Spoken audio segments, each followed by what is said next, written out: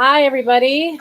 Happy Friday of Memorial Day weekend 2023. This is the May Answer the Call to Conscious Leadership event. And I appreciate everybody who can make it here live today. And I appreciate everybody who can watch the replay. Let us know in the comments if you're here live or if you're watching the replay and where you're looking from, where you're watching from. We definitely encourage your engagement and invite your questions, invite your comments and expertise. And we're just glad to be here with you this month. I know it's later in the month than we normally do these things. Normally we would do these the first Thursday of every month. And we've been messing around with some different times and days to see if we can optimize the attendance and engagement. I don't know. I don't know how this is going to work today, but I'm glad that Jennifer Bahati's here with me today.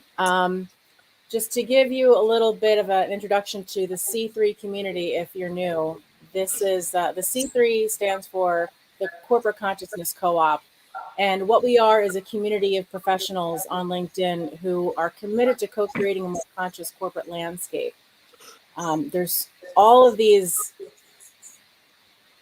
initial, secondary, tertiary benefits of having a conscious culture. Really just the workforce thrives, the community thrives, and it's a sustainable model of success. And Jennifer Bahati is here with me today. She is a Chief Compliance and Ethics Officer in retail. And I'm so grateful because she has a lot of experience with this topic, which is relationship and social capital, which was, of course, voted on by you, the C3 community. It actually tied with two other topics, which we will line up for the rest of 2023. So we may not have a poll next month. And actually next month will be the third anniversary of the C3 community. So Lawrence and I may have some special programming to bring you next month, besides the topics that you'll vote on. And we also already have one of the topics that you voted on was measuring social impact. And we have a tremendous speaker who's been a panelist and a ConCon speaker, Christopher Waters. So he'll be covering that topic either July and August. So we'll cue that up for you as well. So Jennifer, I happen to have the pleasure of learning firsthand about your experience with social and relationship capital. Can you give everybody a general idea of what that is and how it's used to further and initiate change in a corporation? Yeah, well, first off, I'd like to just say thank you, Karen, for inviting me to speak today. And good afternoon to all of you that are listening or will be listening to this after today. But as Karen said, I've spent about 25 plus years in retail, primarily in leadership positions. And, the social capitalism piece of my work is pretty much a vast majority of my work, which I would also kind of encompass that in the advocacy work that I do. And I learned a long time ago as a baby manager that I had to build a board of directors for my career. And I really didn't know what that meant when I was in my 20s. But a wise person said to me, throughout your career, you will build your board of directors. And I've done that over the years of forging relationships with individuals, both inside the organizations that I've worked, but also outside the organization. So as a ethics and compliance officer, you deal with a great many of interesting folks and different groups of people outside the organization, such as third-party service providers, government regulators, policymakers, external counsel, industry leaders. So you have to factor that into how you build your social network, as a professional. So I don't want it for me to talk just about the social network with inside the four walls of where you work, but your social network extends beyond the four walls of where you work, because you learn more. In my experience, I've learned more, if not as much as outside the organization than I have inside the organization from people. There's power in human connection. And whether it's virtual like we're doing today or it's in person, it's a very powerful thing. Even if you are not an extrovert, which I tend to be an extrovert, so connecting with people is somewhat easy for me, where I want to connect with you. I want to know who you are. I want to know where you're from. I want to know something about you so that I am able to work with you.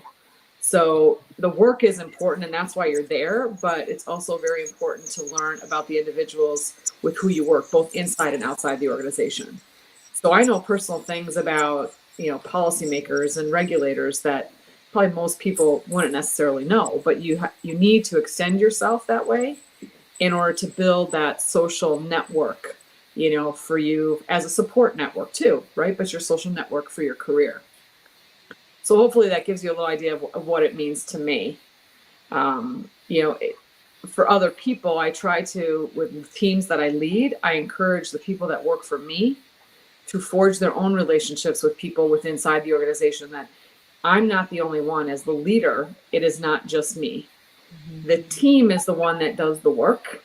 You as the leader are the visionary, you're the strategic leader, you give them direction, you provide support to them, but you also need to encourage them to go out and build their own social network, right? And their own social relationships with individuals within inside the organization and outside the organization. So it means as a leader, you have to step back and let them do the work, right? And let them forge the relationships, because they will grow and you will watch them grow as they do that, which is also a very exciting piece of, in my opinion, of being a leader, is watching them grow. Because you're never, as a leader, you are not the smartest person in the room.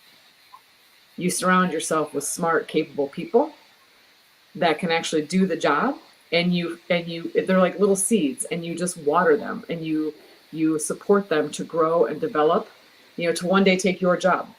So anyway, so those are my two perspectives of myself, and then myself as a leader and my team. You've hit on a bunch of things that I want to talk further about. The first thing that I want to touch on is when you say building personal relationships with people inside and outside an organization and extending yourself in that way. I hear a word that comes up a lot on our Answer the Call to Conscious Leadership events, and that's vulnerability. It requires that making that personal connection requires you to be vulnerable with other people, and it requires you to create a space where other people feel safe being vulnerable with you. Tell us what that looks like. That's exactly right. And I actually call it somewhat like psychological safety, right? Yes. Is a nice word to say that as well. But it is very important to be authentic and vulnerable. We're all human beings. And, the older I've gotten, or the more I've matured in my career, it has become easier and easier for me. Younger in my career, I found it very difficult. When I was in my late 20s and early 30s, I really was just trying to do the job and be this professional person, not realizing that I had to kind of shed all of that maybe stereotypical, you need to be this professional, and you need to be really tight, and you need to be, very articulate and all those things, which you do. But over time, you realize that, That's a persona. exactly. It's just, it's a persona that is not, it's not real. The younger generation, I have college age children, and they're not that way. They're more authentic, than what we were 30 years ago. So, but for me, it is very important, particularly in my role, to create a place of safety. So I need people to come to me, to talk to me, to tell me what's not working, what's not happening, what's going wrong, that, this group isn't doing this, or we have this problem over here.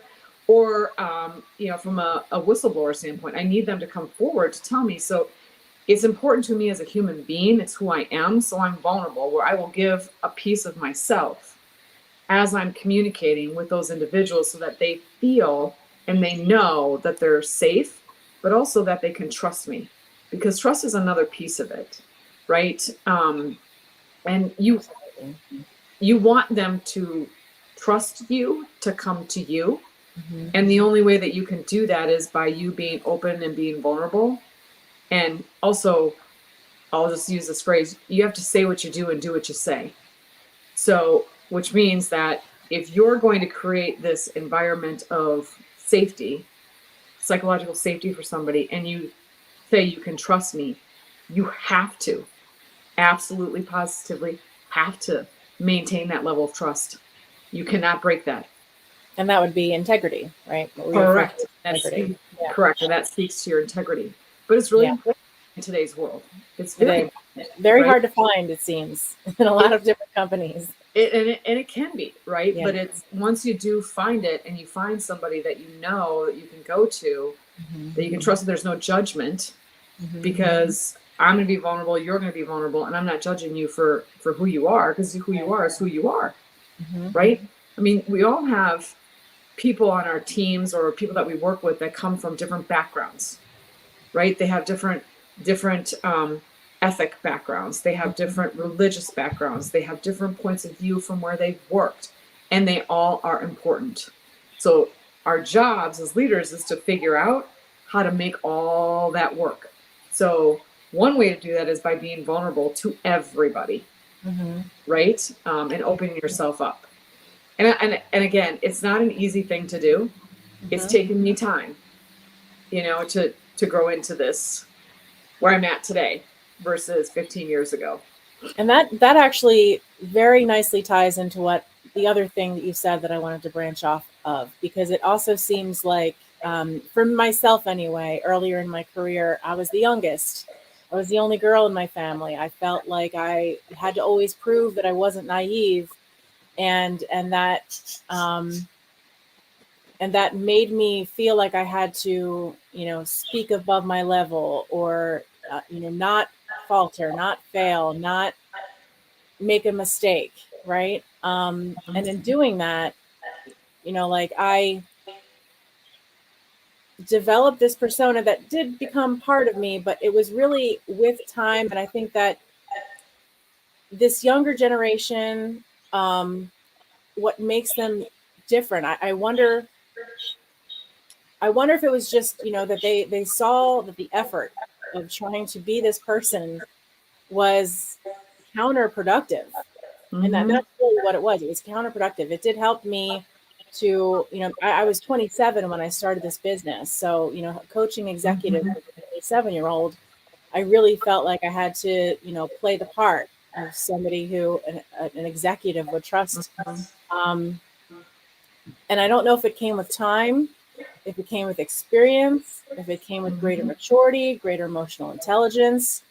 But eventually I would hide the fact that I was in a band, or, whatever, just thinking like, oh, they won't take me seriously type of thing. So, the ability of the younger generations to embrace who they are is refreshing and great. But I still feel like there are people in my generation that, that haven't learned to shed that. And I don't know if that is a reflection of self-love, like just to be the ability to love and accept themselves as a professional, or, I hate to use the word confidence, because confidence can be a misnomer, and it can be inauthentic, and it can be just a projection, not an authentic feeling. But, so I equate confidence with really just the ability to love and accept yourself, and embrace your value. And when I do branding work with people, it's all about helping them better appreciate and love all of the things that make them uniquely valuable in your marketplace. What would you say for your own experience? Was it a matter of just like building your confidence with your skill level, or because it really does, it's very scary to be like, I'm human, I make mistakes, I have these emotions, I don't always have it together, That's an interesting question, because a lot of things run through my mind. And so as I think about it, I worked, in some environments in a very male dominated environment, right? Where I also felt like the way I grew up, and I grew up in a small business family. And so my parents both each owned their own business. And so I worked at each one of the businesses. And so there was just an expectation of how you work, an expectation of how you treat people. And there was some expectation at the time, not that we never used the word vulnerability back in the 80s and the 90s, even the 2000s, we never used the word, vulnerability. But I feel that for me, I've been fortunate enough to have experiences with individuals my board of directors, also my experience, like my maturity level as I got older, but also being involved in different leadership courses where you where there's a focus on yourself, and so you are forced to look inward and have self-awareness, which then creates the self-love for who you are, that you don't have to be somebody different than who you are. So I've been fortunate. So whether those are things that happen within your own organization, or you go find them, because you can find them, Yep. right? That helps just build on that confidence to get to that place where I'm just gonna be straight with you, right? I mean, there's no other time. You have no other time. Yeah.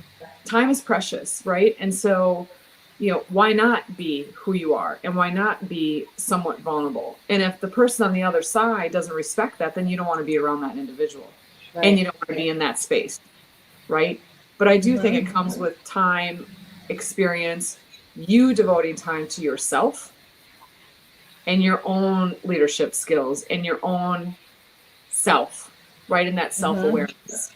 I remember years ago at one of the companies that I worked at, and this is back in the 90s, we did something called a gap analysis. And there was this gaps pipeline. Now I was in my 30s, and the gaps pipeline, and the one thing I remember is the very first tube of the pipe, right? Which was insight. And you started there.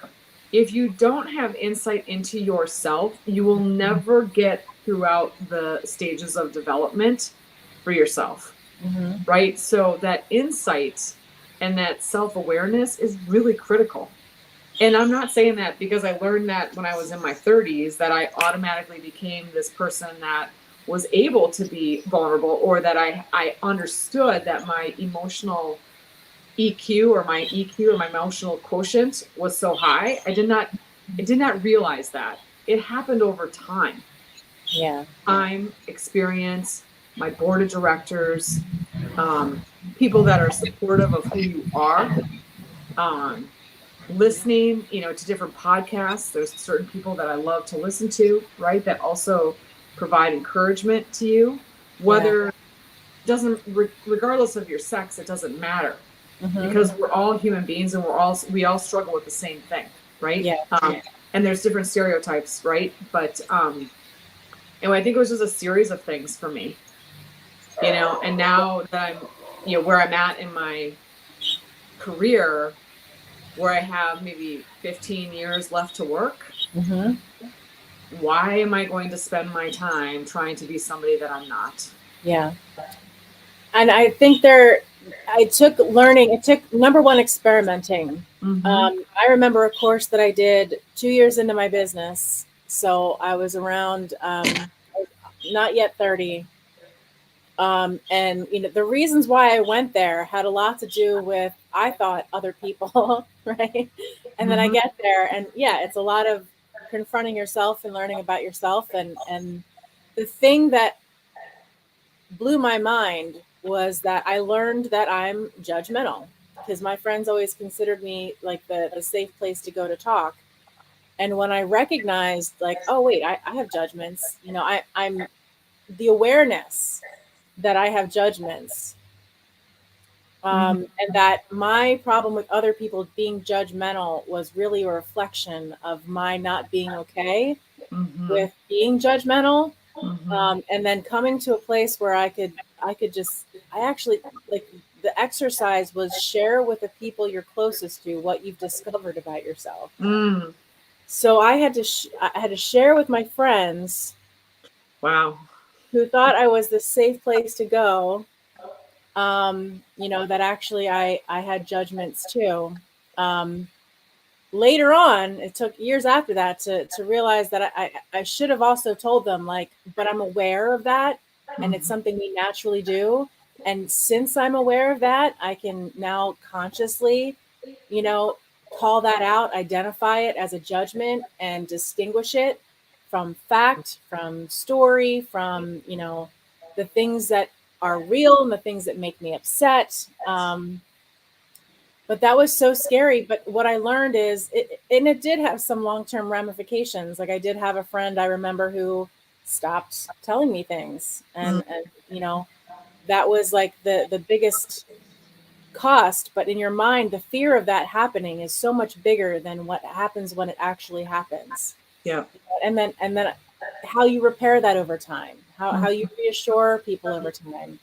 Um, you know, that was also huge. Just I think this fear that we have of being vulnerable, the costs of that are so much bigger in our mind than are actually real. And when you just let it go, there's such a weight lifted off of you. And it really feels like you're shedding all of this armor. And then you can finally be who you are.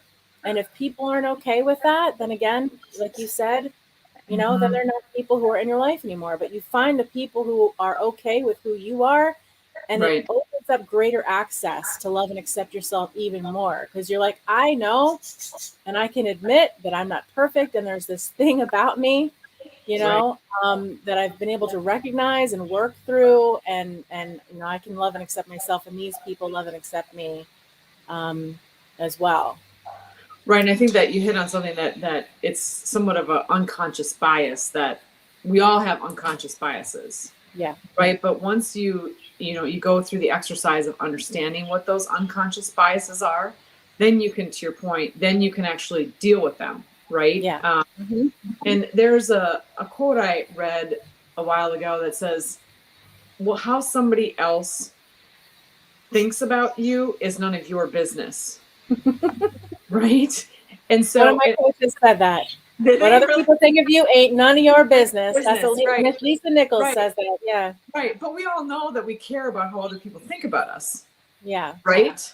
Yeah. So, you to some extent, you have to care about that, but you can't care so much that you are not true to who you are. Right. Exactly. Yeah. And then there's another piece of it. So understanding that unconscious bias, but it's also understanding your true values. I recently went through an exercise to identify, out of 31 values, I could only have 8, which was so hard for me. Wow. Yes. And so, but once you do it and you go through this exercise, which I thought was a very difficult exercise for me to go through. Because And it it was kind of sounds like you're saying these values aren't important to me. right. Right. Yeah. These ones are the more important to me, but for each one I had to think about, the environment, right? What that value really meant to me and to others, right? So that's another piece of helping you grow as a professional, to also lean into that vulnerability. If you understand your unconscious biases and you understand your values, you'll be true to yourself, Yeah. right? It's And like a compass. exactly, it's like your North Star, Yeah. right? It's finding that North Star. Hmm. And I really believe, in the business world, that doing business like it's 1970, right, where nobody really talks to each other, it's a completely different environment. There's not really an understanding at the time of the importance of being collegial or having congeniality, you know, sprinkled throughout your relationships, in your work, how critical those are to actually seeing results and getting the work done and creating an environment where people want to work, right? Yeah. Whether it's for you or somebody else, you're creating that environment where you want to work. You spend a lot of time at work, Hmm. right? I mean, you spend more time at work than you do, most people do, right? More time at work than you do anywhere else. Yep. And so it's really important, right? Yeah. And finding that synergy of who you are and the environment that you work in, whether it's business, whether it's your own business, whether it's the public sector, right? Whether it's, you know, whatever it is, whatever the business or your church or school, whatever it is, it's finding that right combination, where you can really be true to yourself and that you see the value of what you bring. You see it and you feel it. And you can communicate it And right? you, And then you you can can stand by it, articulate. and then people learn That's to right. trust it, and then Right. And then right, people stand beside you and they have their hand behind your back, yeah. right? That they have your back. Hmm. So, and that's one thing I also think, I'm just going to pause it for a second. It's one thing that I just unconsciously did this in a previous role. I don't know why I did it. It just felt like it was the right thing to do.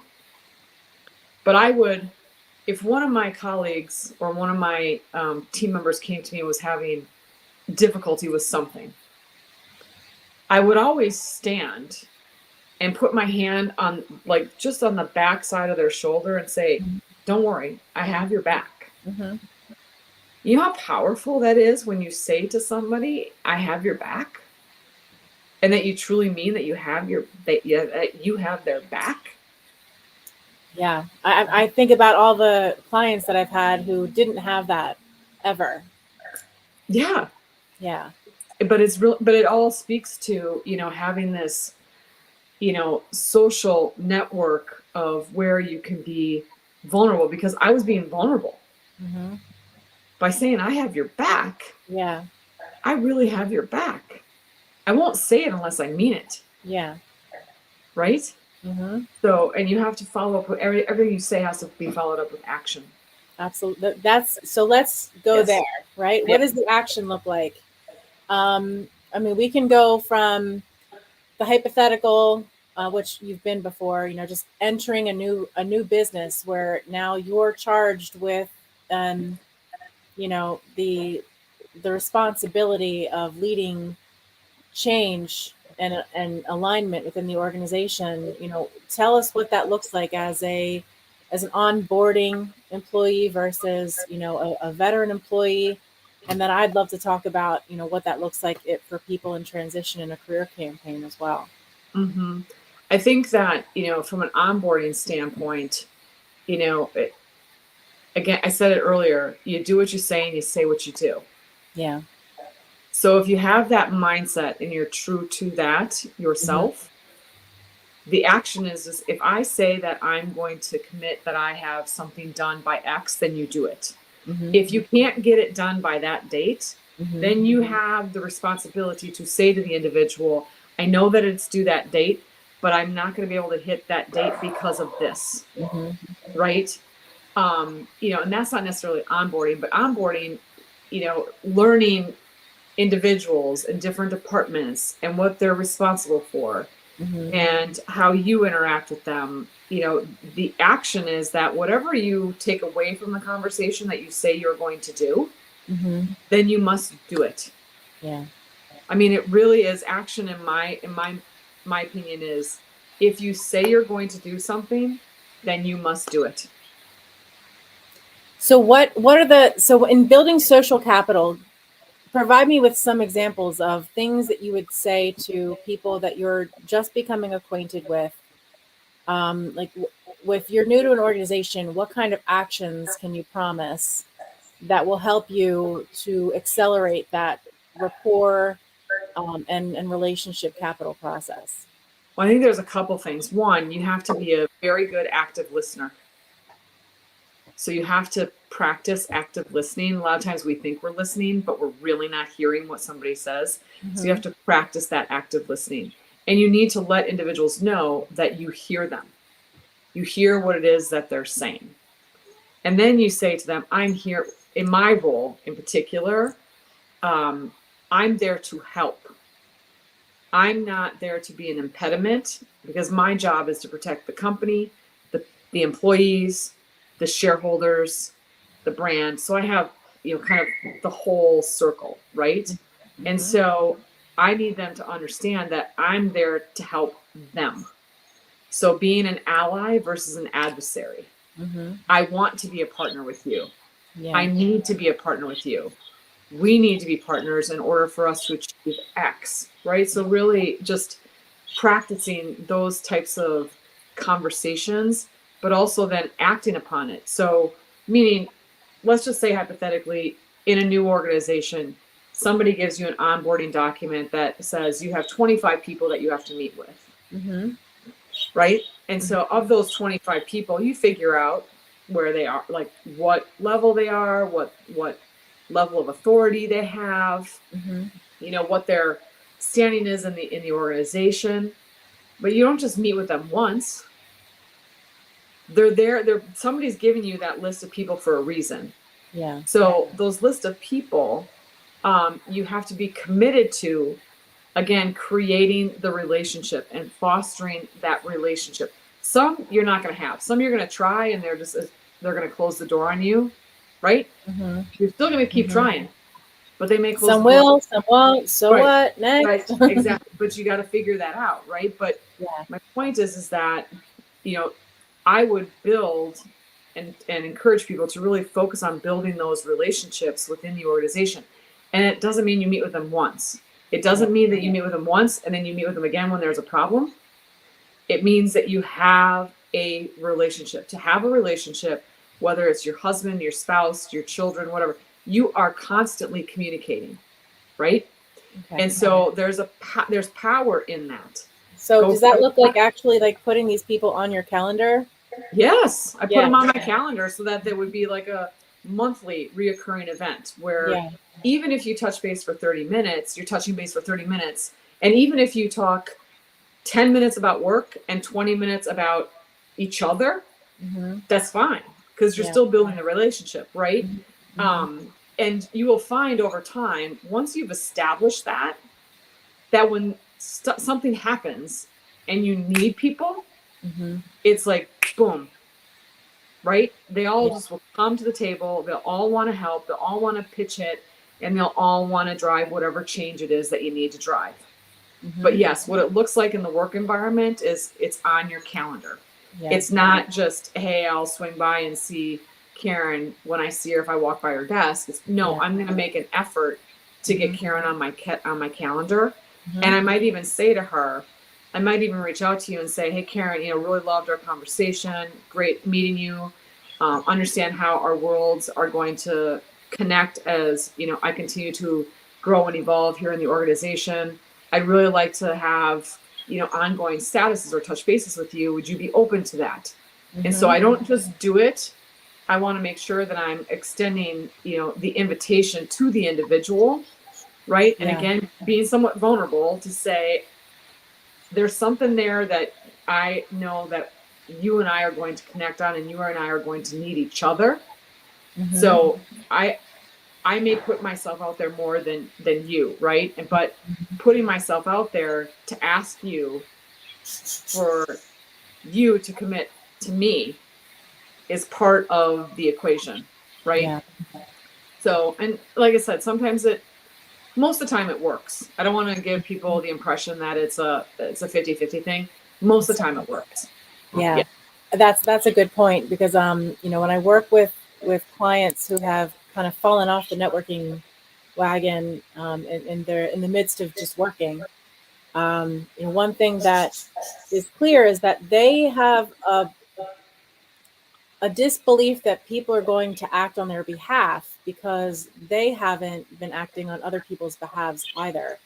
And when we go to actually do some time and energy management with their campaign, there's 5 primary activities that I tell them need to be scheduled. And it can be scheduled in accordance with your natural rhythms and energy. But, one is just admin, like just putting things on your calendar, right? Setting up appointments, knowing who you have to touch base with, what the priorities are that week, putting it somewhere where it's all visible, systematizing it. The 2 is research, making sure that you're putting your effort and time into opportunities that actually align, making sure that a company meets your criteria before you put in the time proactively pursuing them. 3 is massive action, where you really put yourself out there, you make contact, you pick up the phone, you show up, in person, you go to an event, or you volunteer to speak or whatever it happens to be. And the 4th is network nurturing. And that's literally something that I have tools that our clients keep track of so that they have to learn with every conversation what it is somebody could use support for. And then putting on your calendar the time that you're going to follow up, even if you don't have any idea, you know, this person needs a referral to a payroll company, and you don't know a payroll company. Well, you're putting time on your calendar to proactively contact people in your network that would know what payroll company would be highly recommended, or doing your own research, and then, you know, following up on that lead. That's all on the calendar. The fifth one, by the way, is self-care. You know, making sure that you can manage your time and energy over time, and neglecting yourself and losing yourself in the efforts of trying to secure your next opportunity. But that's what it looks like from a career campaign standpoint, whether you're fully in transition or whether you're working and looking to change your status in one way, shape, or another, internally or externally. It's something that gets put on the calendar, and it becomes a habit. And once it's a habit, That's right. it's a natural thing. And then people understand that you're a person of value. And when you call them to the table and say, I need something, and it's not a tit for tat type of thing. It's not like, well, I helped you, so you help me. It's really like an energy you put out there that, you know, it's letting other people understand that you're a person of integrity that does what you say you're going to do. And then more people are willing to align for your sake and take action on your behalf. Well, that networking piece that you talk about is really important, and it kind of, you know, in the words that I use, the networking, it's really my board of directors, right? And my board of directors, and there have been many people that come in. There's some people that have been constant, right? That have been on my board since I was a baby manager. So have people that are on my board that have baby manager, but people have come in and out, right? And really pushing yourself again to forge those relationships. Networking is really critical, because you don't know who you're going to meet or who you're going to interact with that may get you to somewhere else that you never even thought of, right? You truly never know. That's a really good point too. Because people think, oh, I have to go to these events because they're in my industry, but it really could be your hairdresser. It could be your mailman. It could be like, you never know where the next opportunity is going to come from. Correct. Yeah. And I recently went to a conference that was so different than anything I've ever been to in my entire career. And it was with individuals, you know, C-suite executives, but different types of roles in a very small, intimate setting. And I was a little, you know, I was a little nervous at first, right? Because I saw the list and there was only like 45 people that were going to the conference. I thought, wow, this is really small. Usually I go to conferences that have 500 plus people there, right? And it really opened up my eyes. You know, it was a 3-day conference, but after day one, I got more comfortable, but it opened up my eyes to these different people that have different roles, that have similar backgrounds to mine, but that are doing something different, right? It just opens up your mind, and I created a whole new network of people. Yeah. Right. So, you know, it doesn't always have to be, to your point, just what's within the 4 walls of what you currently do. Stretch yourself, put yourself out there. It's really scary, but once you do it, right, it becomes easier, right? Like you said, it becomes a habit that you want to go out there and do it. And there's a great TED talk. I can't remember the gentleman's name, but it's something about 100 coffees. Have you heard about this? So I encourage people that if you're listening, to Google it. It's only like a 20-minute talk, maybe. It's a TED talk. And this gentleman talks about how he quit his job. Now, I don't know how he had the means to travel all over the world to meet people, but he met with 100 people, did coffee with 100 different people. And he talked about the power of human connection. And he talked about, you know, certain things that he learned from individuals that opened up his mind to something completely different than what he, you know, even thought before he even started the 100 coffees. Yeah. So you can do that as part of your networking, right? It's create your list of people, right? That you want to meet, and go get it. Yeah, there's a woman she's from Australia, but she's local here in Philadelphia, by the name of Neen James. And before even virtual connecting was a thing, really commonplace, she called them telecoffees, just Yes. make, yeah, Yes. It's exactly right. yeah, Mm-hmm. It works. it does. It's like you hear the stories of singers, right? Like, the sad passing of Tina Turner. So I've like been reading up on, how she got her start, right? So for 8 years, Hmm. she was getting doors closed on her for 8 years, and she Yeah, just kept going, yeah, right? So my point is that you just have to keep doing it, because once you do it, it hmm, becomes more habitual, and once it's habitual, it just becomes who you are, yep, and things will just naturally happen for you. yeah. The It's how the synchronicity. Yes, it's how the universe works. Yes, Yes. yes. So, do you think it's important when you're building your social and relationship capital to, I mean, you talked about vision as a leader. Do you think that, I was thinking as I was getting ready today about knowing where you're going and knowing what you need to accomplish. You obviously don't need to know that just to reach out to people, but there is, I think, I've identified some folks who don't know what they want to do next. I have a hesitancy around talking to people because then it opens up this self consciousness about not knowing where you're going, right? Do you, does it look different when you know what you want, when you know you're going versus when you're just unclear and you're reaching out? Or are there different people that you feel like you would build that social relationship capital with in those situations, or is it really the same all around? So let's just from the standpoint of, you know the environment and the network that you have, right? And if you want to be an accountant, that path, right?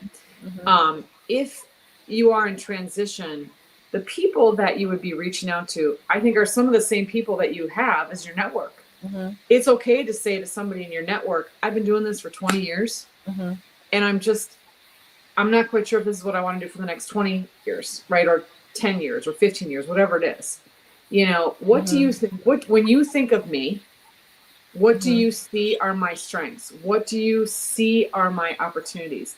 And be vulnerable with your own network of people. You have a relationship with them. So I think, when you're in transition, it's a little bit of both. It's leaning on people that you know, and then kind of going through, like, creating a list. Like, I created a list of people recently just because I'm taking this class, but they kind of pushed us to say, you're all executives and you all say you have great networks, but do Yeah. you really? Right? And so I feel like I have a great network. Yeah. But then when I started to think about people that I wanted to actually reach out to and I wanted to actually know, Yeah. right? I started creating a list of people. And I was surprised at the list of people that I created, because they're all over the board. Yeah. There's CEOs, there are people that are high in a religious order, there's Mm-hmm. teachers or professors. I mean, so it's literally anything. And then you have to have the courage to say, okay, how am I going to reach out to them? What are the means, and how do I do that? Yeah. So to answer your question, I think it's a little bit of both. When you're in transition, it's a little bit of both. Yeah. You have to lean on what you know. Napoleon Hill had a word for it, like you call it a board of advisors. I feel like it was like circle of advisors or Yep. something similar to that. And it really was like 5 to 7 people, and they can come in and out of your life. But, people who are your go-to people, the people who Mm-hmm. are safe for you to go to ask questions, who will be honest with you, who feel that they have some kind of investment in your success. Mm-hmm. Um, if you're watching this and you don't feel like you have that, it's never too late to start finding those people. And it does take putting yourself out there. Mm-hmm. But the putting yourself out there can be fun. It's scary. It can be Mm-hmm. scary, but it can also be fun. There's a lot of, more so now than when I started my career. There's a whole bunch of different ways that you can do that. Obviously, professional organizations have meetings you can attend. You can even raise your hand and say, I'll volunteer at this event. And then you don't have to worry about what you do with yourself. Like, you go and you help and they give you a job, and then you get to interact with people. That's something that I think a lot of people, you can observe these meetings. But then there's also things like meetup.com, and you can find people who have the same special interests as you. be it sports or crafts or pop culture or, whatever it happens to be, board games, places where you can meet with people who have similar interests and then go from there. But whatever stage you're at right now, it's never too late to start, and you can start where you feel most comfortable and then gradually build those networking muscles as you go. Right. Exactly. It is never too late to start. Like I said, I mean, I'm still building my network, and I've been working a long time. Right. So if anybody, wants to reach out to me to ask me further questions, feel free to do that. But, it's never too late. And once you do it, don't stop. Like, do not stop. So once you get into your job and if you move from one job to another and you're in your job, do not let your job overcome that or take over that, because your relationships and your networking are important. So that's what I meant when I said you have to forge the relationships and you have to actually put the effort in. Yeah. You do. It doesn't mean you have to talk to somebody every month, but every couple months, whatever it is, you check in with individuals and you keep the relationship going. Here's a situation that I've had clients be in before, and maybe you have some advice on how they can navigate that. Now, you're a leader who would absolutely be encouraging of your team members to reach out to each other and to network internally. But some leaders feel very betrayed by that kind of action. And of course, we can see that as a reflection of one's ego. And how does one who works in that kind of environment navigate around that so that they can still build their social network and social capital? So just make sure I understand your question or the scenario. So in a scenario where a person's leader is not supportive of them going out and forging relationships. Yeah. That's really sad, first off. Isn't it? I know. It's really sad. I know. That's still happening. How I would navigate around it is I'd still do it. And I would still put a coffee. I'd call the person, Teams the person, whatever is your mode of communication, and say, hey, let's go outside the building and grab a coffee. Right? But I would not let my boss prohibit me from doing that. And if that's the case, it's probably not a great environment to work in. Right? So you probably asking yourself other questions. Because what you don't want to do is become a hermit, right? And kind of go inward, because then you're not being true to yourself either, right? So you're not actually loving yourself. These are easy. Unfortunately, a lot of people that have come to me have found themselves trapped either by jobs that are just all consuming of their time and prohibit their abilities to pursue professional development, to pursue relationships, and it's only a matter of time before that's going to negatively not just impact their career but their health, their life, right, and their mental health, besides their physical health. And unfortunately, there are some corporate climates that just don't have that level of trust. And it's seen as a betrayal, and people are very siloed, and it's very hush hush, and communication between departments becomes scapegoating. I mean, really toxic. Yeah, very toxic. Yeah. But still, at the end of the day, you have to be true to yourself. So let's just take the first comment that you made, that some of the clients that you work with feel as though their job is so time consuming that they don't have any time to do something else. My recommendation would be to that person to really think about your time management. Because I know the way I work too. There are times where I am so deep in my work that I can't even run to the restroom. That's insane. That's just ridiculous, right? Yeah. Right? Yeah. So building in the time, working to create those safe spaces in your day, where you have an hour at the beginning of the day, an hour at the end, whatever it is, where you build that time just for you. And then you have to, once you actually create that space, then you have to, unless Rome is on fire,